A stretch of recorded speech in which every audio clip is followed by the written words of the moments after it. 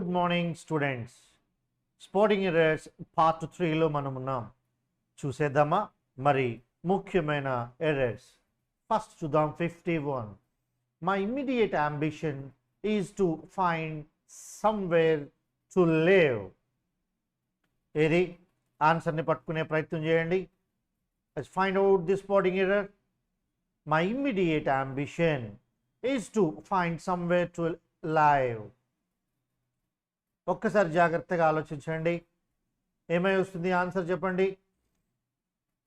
సరే మరి షలై నేను చెప్పనా, చూద్దామండి. ఇక్కడ చూడండి, immediate.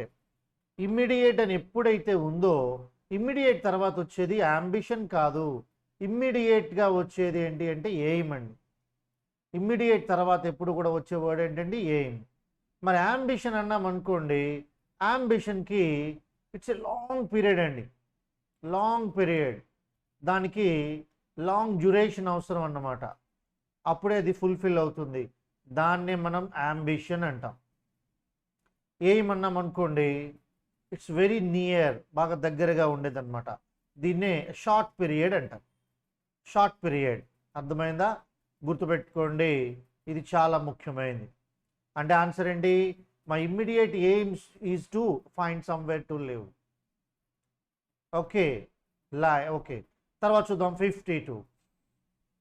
Not many people manage to satisfy their ambitions. Not many people అంటే ఇక్కడ మనం జాగ్రత్తగా ఆలోచించాలి. ముందు మీకు ఏమనిపిస్తుందో చెప్పండి. నిజానికి ఎగ్జామ్లో దీనికి ఇంకోలా ఎర్రర్ కూడా ఇవ్వచ్చు. All people are not reach అని అనొచ్చు. దానికంటే ఇది చాలా కరెక్ట్ అండి. మీ నాట్ మెనీ పీపుల్, చాలా మంది పీపుల్ చేరుకోలేరు. మేనేజ్ టు చూడండి, ఐ మీన్ అది సాటిస్ఫై దేర్ అంబిషన్స్ అన్నాడు. ఎర్రర్ ఏమై ఉంటుందండి, ఆలోచించండి. అంబిషన్స్ని సాటిస్ఫై ఎలా చేస్తారండి? ఇప్పుడు అన్నం తిన్నామనుకోండి, ఐ సాటిస్ఫైడ్ అనాలి, ఐ రీచ్డ్, ఐ అచీవ్డ్, అట్లాగనే ఐ అరైవ్డ్, ఇలా అనకూడదు కదా. సో ఇక్కడ రాయాల్సింది అంబిషన్స్ అంటే మనకి ఏదైతే లక్ష్యం మనం పెట్టుకున్నామో, దీర్ఘకాల లక్ష్యం, సో దాన్ని అందుకోవడాన్ని అచీవ్, ACHIEVE, అచీవ్. అచీవ్ అని రాయాలి తప్ప సాటిస్ఫై అని మాత్రం రాయకూడదు అన్నమాట. అర్థమైంది కదండి, అచీవ్. ఆ తరువాత మీరు ఎప్పుడైనా అంబిషన్ వస్తే అచీవే రాసుకోవాలి. అంతేగాని ఇక్కడ ఈ ప్లేస్లో మనం రాయకూడనివి ఏంటి అంటే సాటిస్ఫై కానీ, తర్వాత మీట్ అని కానీ, లేదు రీచ్ అని కానీ, అలాగే అరైవ్ అని కానీ, ఇవేమి ఇక్కడ రాయకూడదు. వాటికి దీనికి సంబంధం ఉండదు. ఓకేనా? ఆ తర్వాత చూద్దాం. He is very popular among the people of India అన్నాడు. ఇక్కడ ఆయన బాగా తెలుసు ఇండియన్ పీపుల్కి, ఇండియన్స్కి అని అర్థం. ఇక్కడ ఆన్సర్ ఏమై ఉంటుందో చూడండి. పీపుల్ ఆఫ్ ఇండియా అంటే చాలా ఎక్కువ మందే కదా, ఎక్కువ మంది అన్నప్పుడు అమాంగ్ రాయొచ్చు కదా. ఇది మీ సందేహం. He is very popular among the people of India. ఏదో ఒకసారి మీరు ఏమనిపిస్తుందో ఆన్సర్ చెప్పండి నాకు. రైట్, అమాంగ్ కాదమ్మా, with the people of India.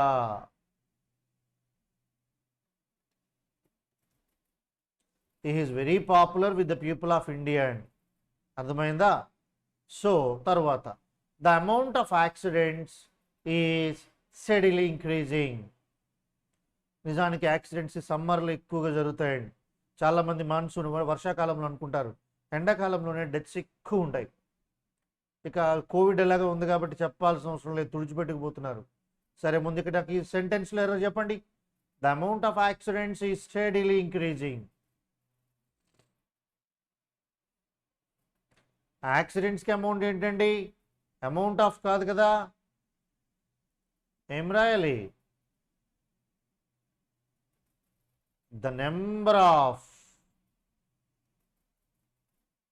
the number of accidents. The number అని ఉంది కాబట్టి సింగులరే వస్తుందమ్మా. బాగా గుర్తుపెట్టుకోండి, ఇక్కడ ఇంకొక ఎర్రర్. ద నెంబర్ అని వస్తే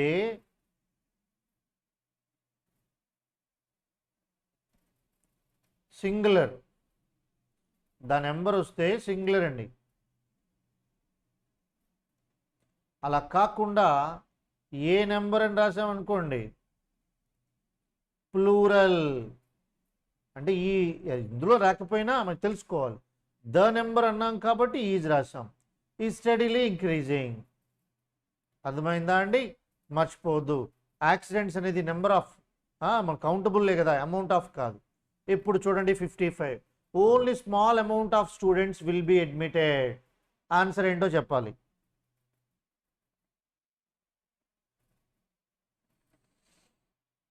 కౌంటబుల్ చూడండి, only small amount of students అంటున్నాడండి. ఓన్లీ స్మాల్ అమౌంట్ కాదు, only small number of students. Only small number of students will be admitted. అదండి ఆన్సర్. తరువాత 56. The amount of crime have increased. దీన్ని ఏమంటారండి? ఇక్కడ క్రైమ్ అనేది అన్కౌంటబుల్ అండి. సో అందువల్ల మనం ద అమౌంట్ ఆఫ్ క్రైమ్ అనొచ్చు, తప్పేమీ కాదు. మరి ఆన్సర్ ఏమై ఉంటుంది? The amount of crime have increased. Just I taught you already.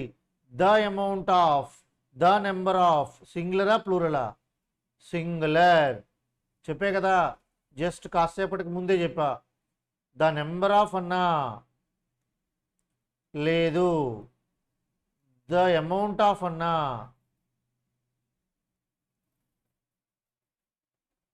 సింగులరే. అందువల్ల హ్యావ్ తీసేసి హ్యావ్ ప్లేస్లో has. The amount of crime has increased. అర్థమైందా అండి? ఆ తర్వాత చూడండి 57. I was lucky and won a big amount of money. నేను చాలా అదృష్టవంతుడిని, నేను గెలిచాను big amount of money. Error ఏంటో చెప్పండి, మీరే చెప్పాలి, ఆలోచిస్తూ దొరికేస్తుంది. జాగ్రత్తగా చూస్తే I was lucky and won. అదృష్టవంతుడు కాబట్టి గెలిచావు, నువ్వు గెలిచావు కాబట్టి అదృష్టవంతుడు అయ్యావు. ఇక్కడ బిగ్ కాదు, ఏమండి అమౌంట్ అండి. అమౌంట్ అనగానే మనం రాయాల్సింది స్మాల్ అమౌంట్ అని కానీ లార్జ్ అమౌంట్ అని కానీ. బిగ్ అమౌంట్ అంటే దాని అర్థం ఏంటి? ఎక్కువ అమౌంట్ అనే కదా. అనగానే మనం రాయాల్సింది a large amount of money. ఇది ఆన్సర్. అర్థమైందా? మరి నెక్స్ట్ పేజ్కి వెళ్తున్నాం. ఇప్పుడు చూడండి 58. The last 3 years have been the most amusing years of my life. Answer ఏమై ఉంటుంది ఒక్కసారి జాగ్రత్తగా చెక్ చేయండి.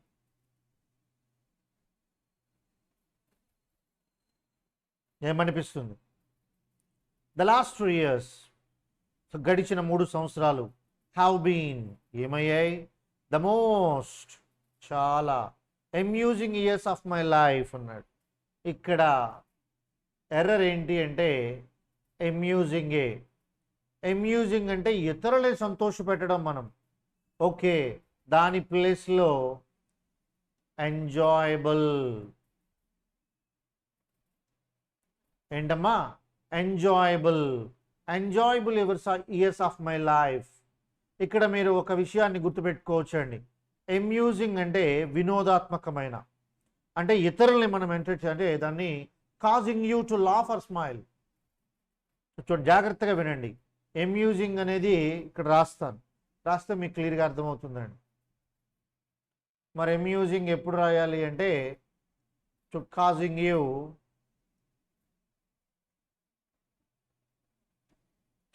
Laugh or smile. అంటే అందరిని నవ్వించటం, అందరూ నవ్వడానికి, సంతోషంగా ఉండడానికి, అందరూ నవ్వటానికి నువ్వు రీజన్, దాన్ని వినోదాత్మకమైంది అంటారు, అమ్యూజింగ్. అదే ఎంజాయబుల్ అనుకోండి, అదే కనుక ఎంజాయబుల్ రాస్తే కాజింగ్ యూ, ఇది feel and to feel happy. ఎంత తేడా ఉందో చూసారా? అదే గనక causing you to laugh or smile and, ఇతరులు నవ్వడానికి కారణమవుతావు అంటే వారిని వినోదపరుస్తున్నావు, ఎంటర్టైన్ చేస్తున్నావు. కానీ అదే ఎంజాయబుల్ అన్నాం అనుకోండి, ఎంజాయబుల్ అనే వర్డ్ ఎంత ఇంపార్టెంట్ అంటే అది causing you to feel happy, సంతోషంగా ఉండడానికి. ఎంతసేపు జీవితంలో అలా కష్టాలు ఉండిపోవు కదండి, మారుతూ ఉంటాయి. సో అర్థమైందిగా, అదండి. అందుకని అమ్యూజింగ్ ప్లేస్లో ఏం రాయాలి? ఎంజాయబుల్ రాయాలి. తర్వాత 59, most visitors find the museum extremely amusing. ఇప్పుడు ఒక్కసారి దీని గురించి ఆలోచించండి, మీరేమనిపిస్తుంది? మోస్ట్ విజిటర్స్, చాలామంది సందర్శకులు, ఫైండ్ ద మ్యూజియం, మ్యూజియం దగ్గరకు వస్తారు కదా, ఎక్స్ట్రీమ్లీ అమ్యూజింగ్. ఎవరు వచ్చి వినోదాత్మకంగా వారు ఎంటర్టైన్ చేయరు కాబట్టి మనకు అర్థమైపోయిన విషయం అమ్యూజింగ్ రాయకూడదు. మరి ఇక్కడ ఏం రాయాలి? ఎంజాయా? ఎక్స్ట్రీమ్లీ అన్నంగా మనం ఇక్కడ ఏం రాసుకోవాలి? గుర్తుపెట్టుకోండి, ఎక్స్ట్రీమ్లీ అంటే ఇంట్రెస్టింగ్.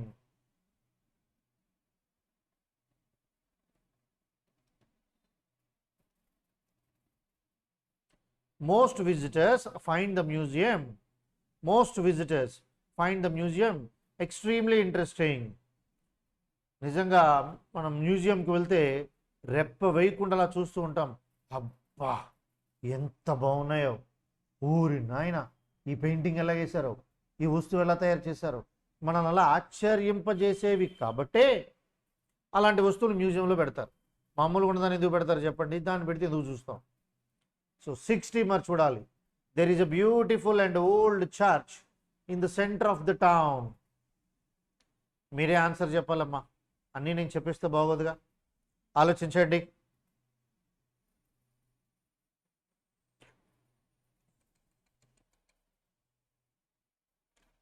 ఏమైనదు ఏమో నాలో కొత్తగా ఉంది లోలో, కల ఇలా ఎదురైతే వరమిలా ఎదురైతే. ఆన్సర్ వచ్చిందా? There is a beautiful and old church in the centre of the town. Answer చూడండి. ఇక్కడ ఎన్ని చర్చెస్ ఉన్నాయండి? ఒకటే. బ్యూటిఫుల్ అండ్ ఓల్డ్ చర్చ్ అనకూడదు. దెర్ ఈస్ a beautiful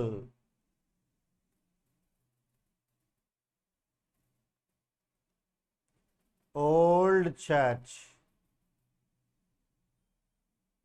అంటే అక్కడ ఏం పోయింది? అండ్ పోయింది అంతే. Beautiful old church in the centre of the town. అందమైన అతి పురాతనమైన అక్కడ దేవాలయం ఉంది అని. ఓకేనా? రైట్. మరి ఆ తర్వాత బిట్ని చూసేద్దాం. I was surprised and anger that he did not apologise. చూద్దాం next. I was surprised and anger that he did not apologise. Answer ఏమై ఉంటుంది? I was surprised. నిజానికి సర్ప్రైజ్డ్ అని ఉంటుంది. ఓకే, ఇది పాసివ్ వాయిస్ చూడదక్కర్లేదు. And anger that he did not apologise ఇక్కడే వచ్చిందండి. ఇది పాసివ్ మోడ్లో ఉంది, వెబ్ అయిపోయింది.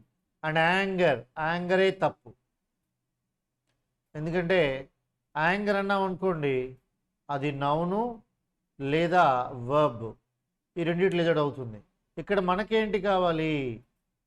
అడ్జెక్టివ్ కావాలి.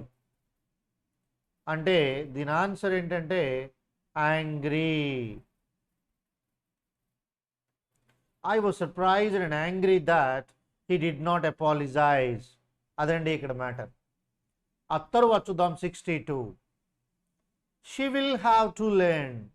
She will have to learn how to control his anger?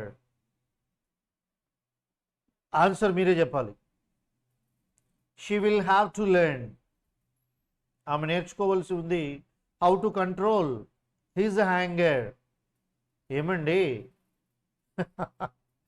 ఇక్కడ షీ ఉంది కదా, షీ వచ్చినప్పుడు హిజ్ యాంగర్ ఏంటి? ఇదే తప్పు. అనగానే హెర్ యాంగర్ అంటారు మీరు, మళ్ళీ అక్కడే మళ్ళీ తప్పండి.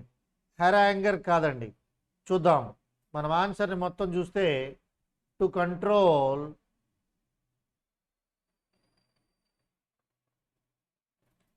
Her temper.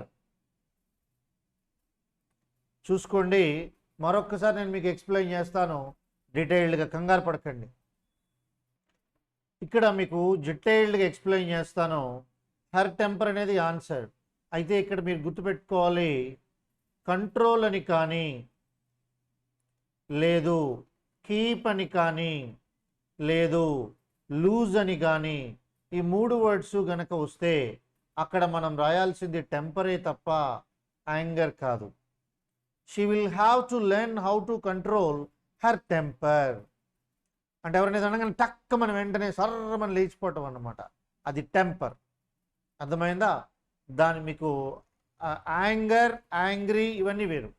బాగా గుర్తుపెట్టుకోండి, ఇది చాలా ముఖ్యమైన బిట్ అండి.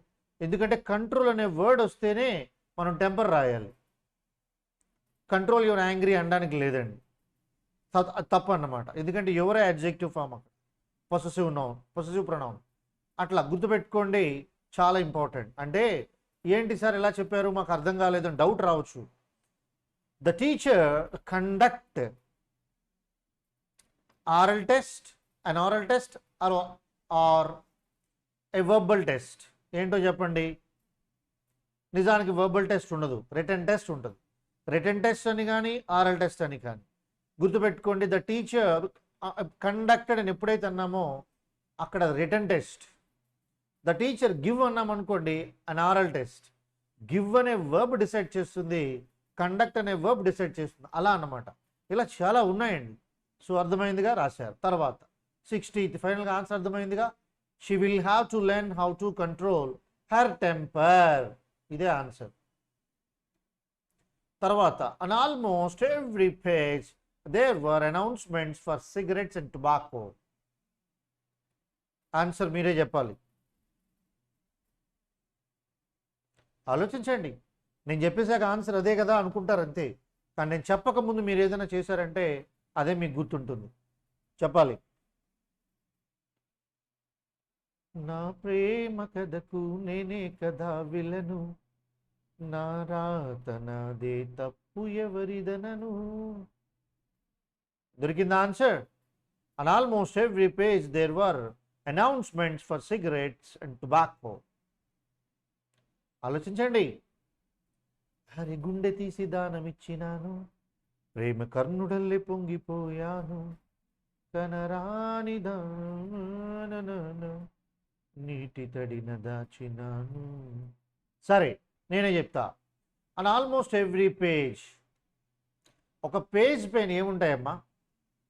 అడ్వర్టైజ్మెంట్సా, అనౌన్స్మెంట్సా? అనౌన్స్మెంట్స్ అంటే మైక్లో చేసేది. పేజ్ పైన ఉండేది అడ్వర్టైజ్మెంట్.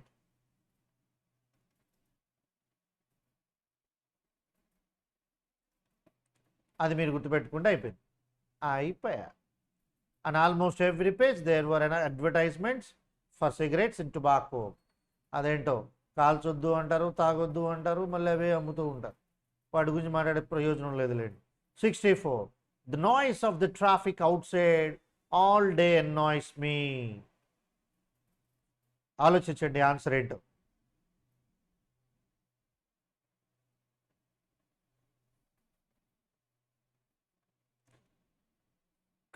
క్లియర్గా ఆలోచించాలి. The noise of the traffic outside all day annoys me. కన్ను నాదే, వేలు నాదే, చిటికలోని చీకటాయ జీవితం, వాడిపోయే వీడిపోయే ముల్లులాగా మిగిలిపోయే జ్ఞాపకం. ఎవడు ఎన్ని కన్ఫ్యూజ్ చేసినా, ఎన్ని పాటలు శబ్దాలు నీ చెవిని చేరుతున్నా, నీ లక్ష్యం నీ శ్రద్ధ, నీ అంకిత భావం ఏవి మారకూడదు. ఆన్సర్ దొరికేసిందా? The noise of the traffic outside. ఆ బయట ట్రాఫిక్ అవుట్ సైడ్ సౌండ్స్ ఉంటాయి కదా, ఆల్ డే అన్నాయిస్ మీ. తప్పు. అన్నాయిస్ అనేది ఒక ప్రవర్తన, ఒక మనిషి ప్రవర్తన వల్ల ఇంకొకరికి వచ్చే చికాకు. కానీ ఇది ఎలా కాదండి, traffic, the noise of the traffic out side అండి. ఇవన్నీ కూడాను రోడ్డు పైన వస్తూ ఉంటాయి. అప్పుడు దాని ప్లేస్లో మనం ఏం రాస్తాము? ఇరిటేట్స్. IRRI TATES, ఇరిటేట్స్ మీ. అదే అండి, అన్నాయిస్ అంటే ఒక ప్రవర్తన, ఒక వ్యక్తి కావాలని చేస్తున్న ప్రవర్తన వల్ల మనకు చికాకు వస్తుంది, అది అన్నాయిస్. అంతేగాని మిగిలిన ఏ సందర్భానైనా తీసుకోండి, అంటే దాన్ని ఎలా చెప్పాలంటే, సో ఓకేనా, ఇది ఎప్పుడైతే మనకి long period, over a long period అలా వస్తూ ఉందో దాన్ని అప్పుడు మనం ఇరిటేట్స్ అని కానీ ఫ్రస్ట్రేట్ అని కానీ చెప్తాం. ఫ్రస్ట్రేట్, ఈ రెండింటికి దానికి వాడతాం. అట్లా కాకుండా ఒక వ్యక్తి ఏదైనా మనకి కోపం రప్పిస్తాడు, దానివల్ల మనకు వచ్చేది ఏంటంటే అన్నాయిస్ మీ. మనం ఏం అనలేం, రెండింటికి తేడాది. అర్థమైందా? తరువాత బిట్స్కి వెళ్ళిపోతున్నాం. 65. Some people are annoyed by these violent films. మళ్ళీ ఎదుగు చూసారా, కొన్ని సినిమాలు, హింసాత్మక సినిమాలు ఉంటాయి. మన ఆరాధ్య దైవం, హింసకి మూర్ఖత్వానికి ఆరాధ్య దైవం RGV, రామ్ గోపాల్ వర్మ గారు. ఆయన సినిమాలు అవి చూస్తున్నప్పుడు మనకు ఏం కలుగుతుంది? ఒకటి ఫ్లాప్ అయినా వదలరండి, రెండోది కూడా మళ్ళీ పార్ట్ 2 తీస్తాడు. ఏమనంటే, చూస్తే చూడండి, లేకపోతే మానేయండి. అదేంటో, అతన్ని నిందించకూడదండి, మనం బాయ్కాట్ చేస్తే సరిపోయేది, మనం అలా చేయం. మరి ఇప్పుడు ఆన్సర్ ఏంటి? Some people are annoyed by these violent films. Answer మీరే చెప్పాలి. ఇక్కడ ఫిల్మ్స్ కాబట్టి సమ్ పీపుల్ ఆర్ అన్నాయిడ్ కాదు, డిస్టర్బ్డ్.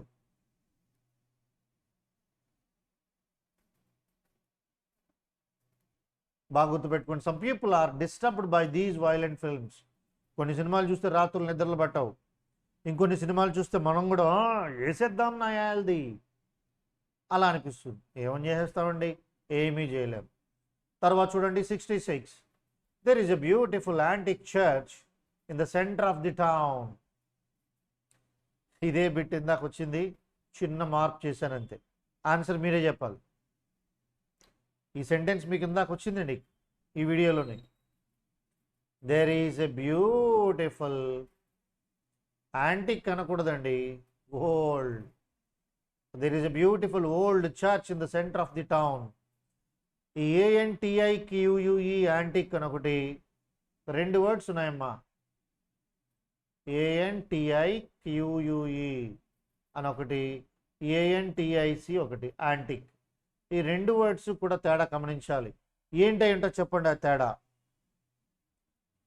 ఒకటి ANTIQUE యాంటిక్ అన్నాం అనుకోండి, ఇది చాలా ఓల్డ్, యాన్షియంట్, అతి పురాతనమైన. యాంటిక్ అన్నాం అనుకోండి, స్ట్రేంజ్ ఆర్ ఆడ్. ఈ రెండు కూడా దేనికి వాడతామంటే వస్తువులకి, ఏదైనా థింగ్స్కి. కానీ ఇక్కడ చర్చ్ ఉందండి, చర్చ్ అంటే ఓల్డ్ చర్చ్ అంతే. అర్థమైందా? రైట్. ముందు ఈ రెండింటికి తేడా తెలిసిందిగా.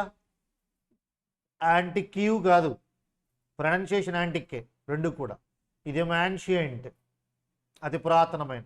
యాంటిక్ అన్నాం అనుకోండి, స్ట్రేంజర్ ఆడ్. ఈ రెండు థింగ్స్కి వాడతామన్నమాట. తర్వాత ఈ has made a lot of money from selling antique things అన్నాడు. ఇప్పుడు ఒక్కసారి మరి చూడండి, మీరే ఆన్సర్ని కనుక్కోవాలి.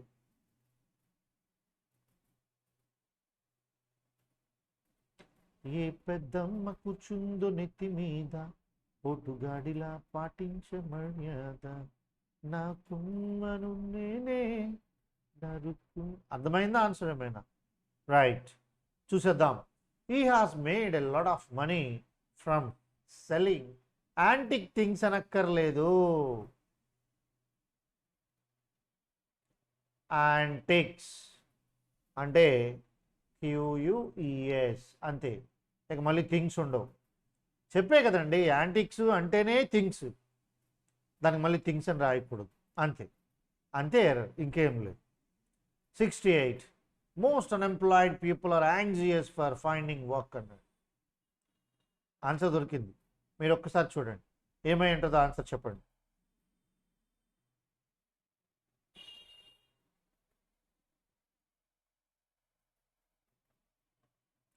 సరే నేనే చెప్పనా, మోస్ట్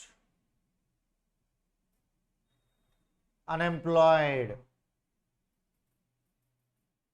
బాబు ఇండియాలో ఉద్యోగాలు కావాల్సి ఉన్నాయి, ఉన్నవి చేయడం ఇష్టం లేక, ఆర్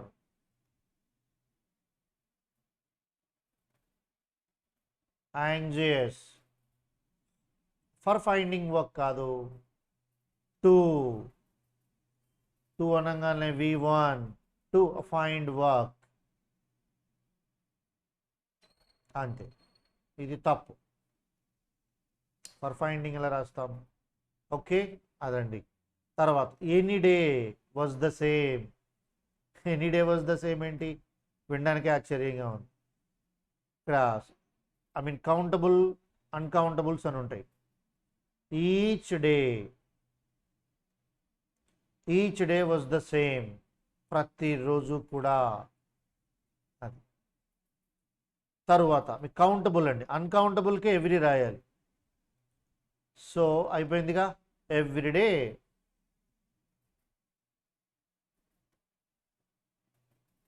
వాజ్ ద సేమ్. తర్వాత any parents are thrilled when their first baby arrives. Any పేరెంట్సా, ఎనీ నెగిటివ్ వర్డ్ అండి. ఎనీ పేరెంట్స్ ఎలా వాడతాం? All parents.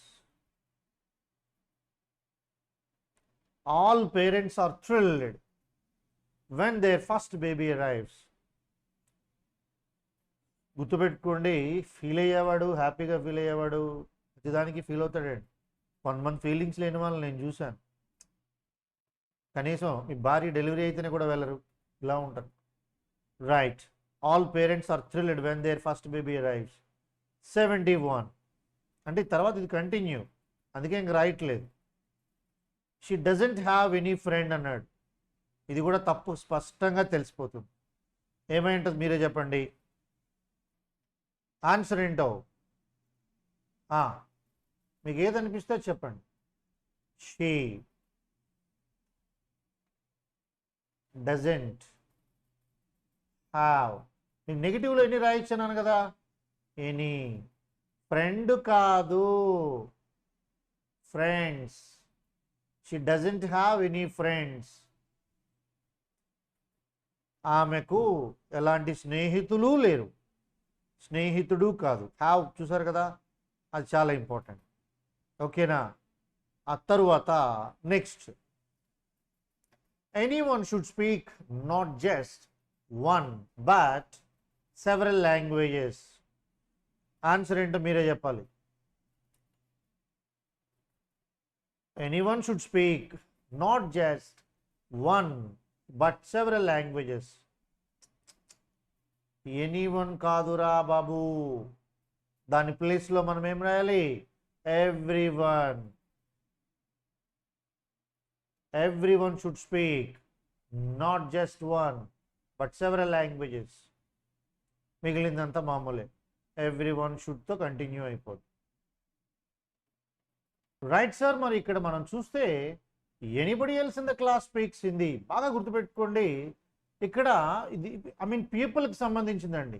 అంటే దాన్ని మనం ఎలా తీసుకోవచ్చు అంటే to refer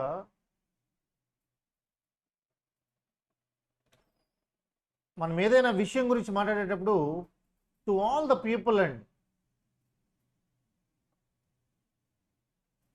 to all the people, దీన్నే గ్రూప్ ఆఫ్ పీపుల్ అని కూడా అంటారు. అలాంటి చోట మనం వాడాల్సినవన్నీ కేవలం ఏంటంటే ఎవ్రీవన్, ఎవ్రీబడి, ఎవ్రీవేర్, అలా. అది మైండ్ సెట్.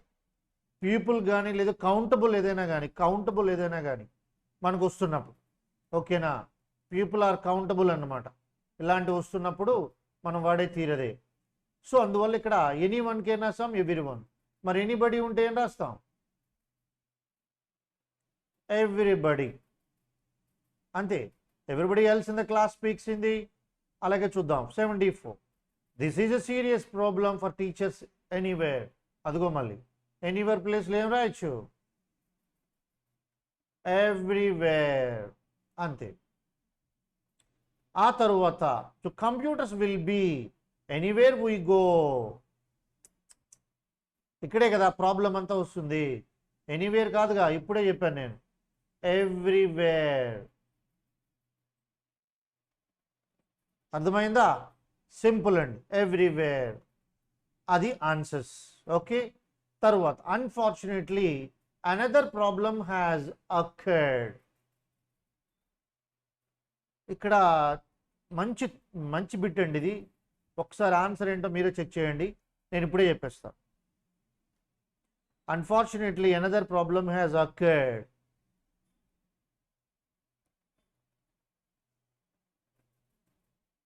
Answer please.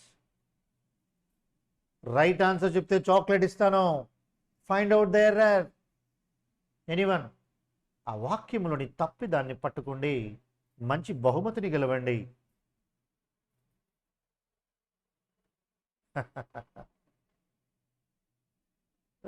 కొన్ని కామెంట్స్లో పెడతారా 76కి?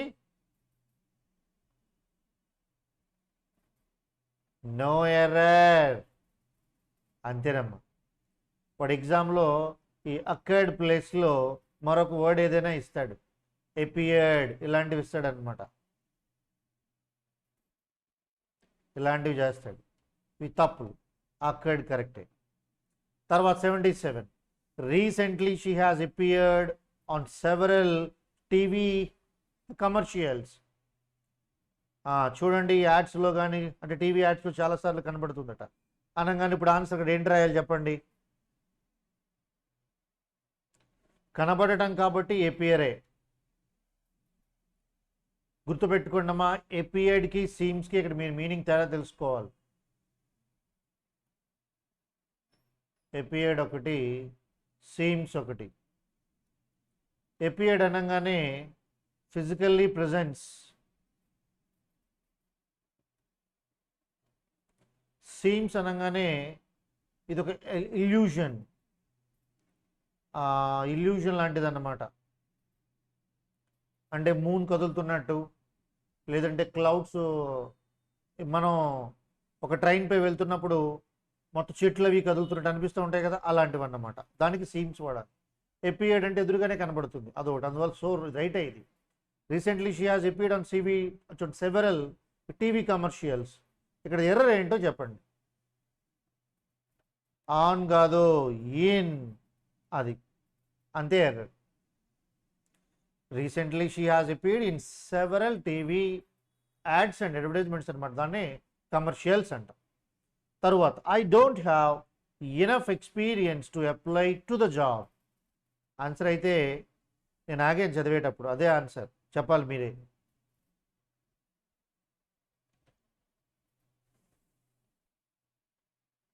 సరే, I don't have enough experience, నాకు సరిపడినంత ఎక్స్పీరియన్స్ లేదు. To apply to the job కాదు, ఫర్ ద జాబ్. అదండి, అర్థమైందా? ఇంతవరకు క్లియర్ అయిందా? రైట్, నెక్స్ట్కి వెళ్ళిపోతున్నాం. చివరికి వచ్చేసాం. This is the last page. The third paragraph of the essay. The third paragraph of the essay is not appropriate. Is not appropriate, మీరే చెప్పాలి.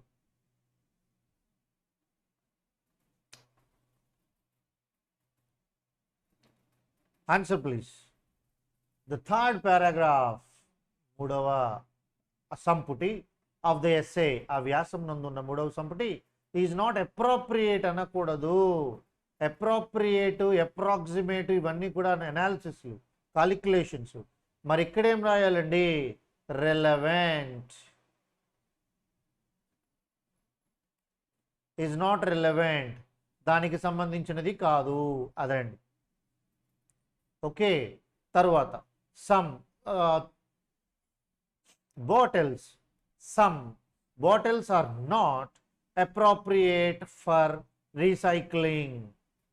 Some bottles are not appropriate for recycling.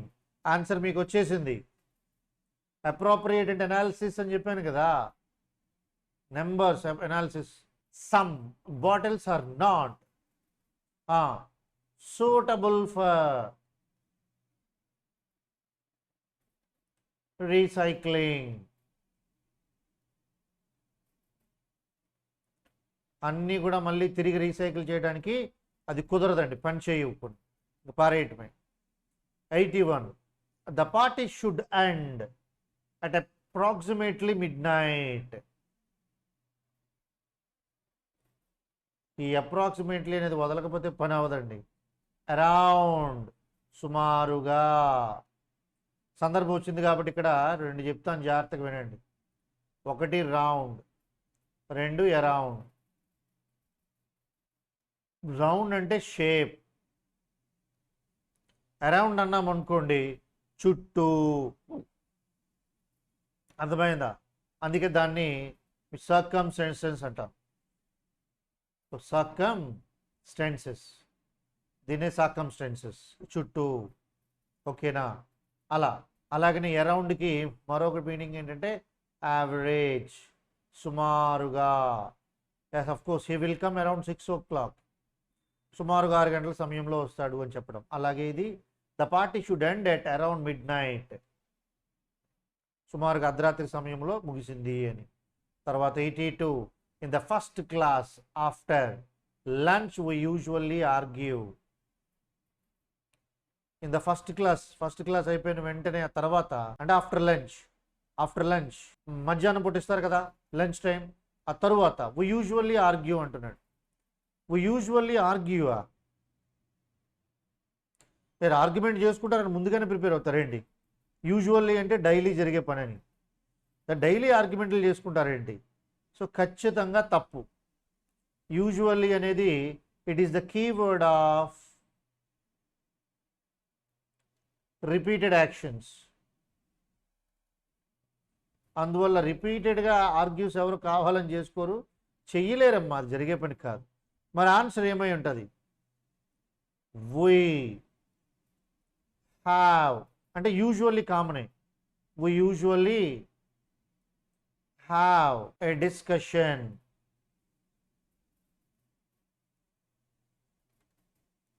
we usually have a discussion.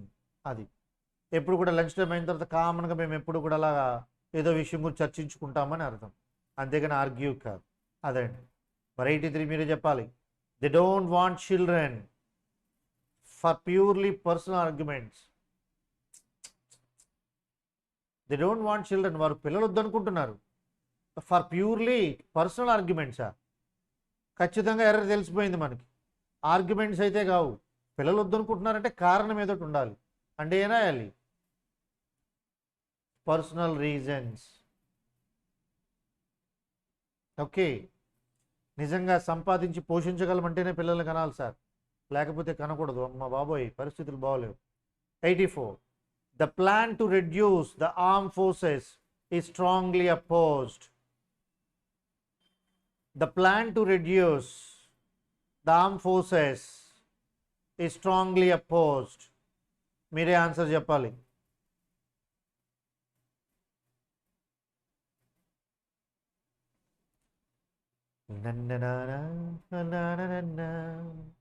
Error చెప్పండి. The plan to reduce కాదా?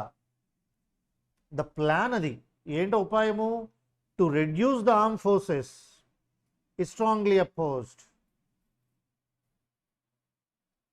Arm ఫోర్సెస్ని తగ్గించాలి. Arm forces అంటే ఏంటి? Weapons. సరే, answer చెప్తున్నాను, ముందు వినండి.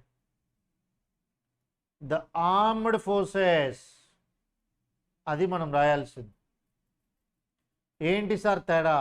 ఆర్మ్డ్ ఫోర్సెస్ అంటే కంట్రీకి సంబంధించిందమ్మా అది. ఆర్మ్డ్ ఫోర్సెస్ అంటే కంట్రీస్ ఆర్మీ అంటాం, ఒక దేశానికి సంబంధించింది. అలా కాకుండా ఓన్లీ ఆర్మ్ ఫోర్సెస్ అన్నాం అనుకోండి, అప్పుడు అదేమవుతుందంటే హ్యావింగ్ అంటే ఇక్కడ రాస్తాను. ఆర్మ్ ఫోర్సెస్ అంటే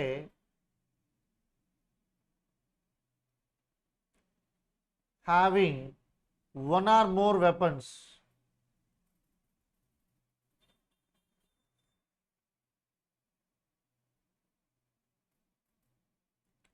వన్ ఆర్ మోర్ వెపన్స్, అది అక్కడ విషయం. రాసారా?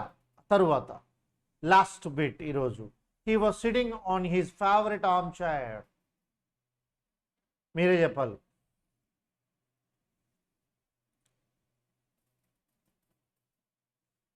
ప్రేమ ప్రేమ ప్రేమ ప్రేమ.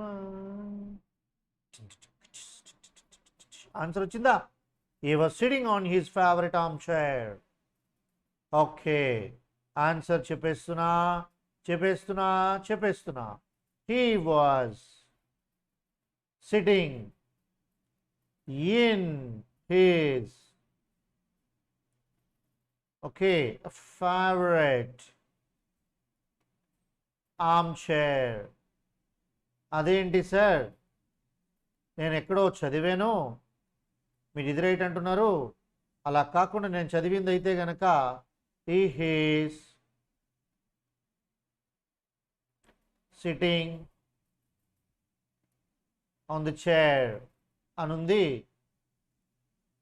మరి దీన్ని ఏమంటారు సార్? ఇదేం తప్ప?